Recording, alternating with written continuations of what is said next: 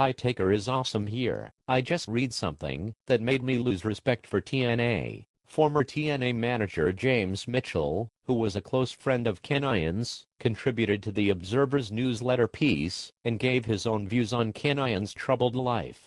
The article itself describes Kanyon coming to terms with his own sexuality. Kanyon was gay in real life, and also wanting to create a positive gay wrestling persona, which was described as a normal masculine babyface who just happened to be gay, but no major wrestling organization was willing to experiment with Kanyon's idea. At the conclusion of the article, it is stated that a few of Kanyon's close friends, including Mitchell, believe that the last straw for the late star came after the debut of the controversial Orlando Jordan storyline in TNA, in which Jordan is portrayed as openly bisexual, which is also what Jordan is in real life. Here is an excerpt from the article. Mitchell and some other of Kanyon's close friends believe the last straw for the troubled Kanyon was likely the TNA debut of Orlando Jordan's openly bisexual character, which seeks to exploit the character's sexuality for cheap heel heat instead of promoting tolerance and acceptance.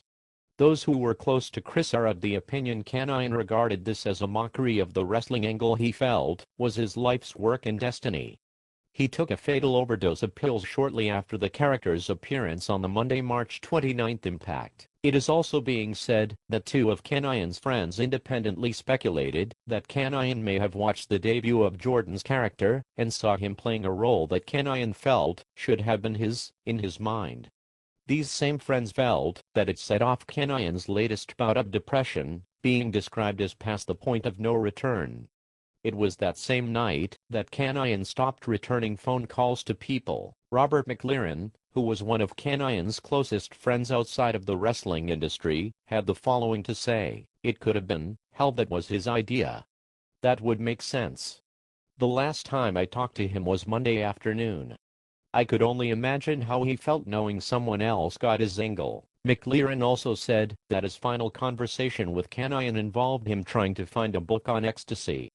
Here is more of McLaren's comments. He thought that could finally be the key to helping him find stability. "That's the last I heard from him. I texted him over and over again throughout the week, but with no response."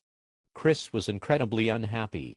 The unhappiness was punctuated by short periods of mania, but for the most part, he just wasn't whole after he left wrestling. He told me once that, since he was a kid, that's all he could think about, all he wanted to do. After that was gone, he just didn't feel like he has anything to live for. The only dream he had was gone. You throw in living with bipolar, and it made for a bad cocktail.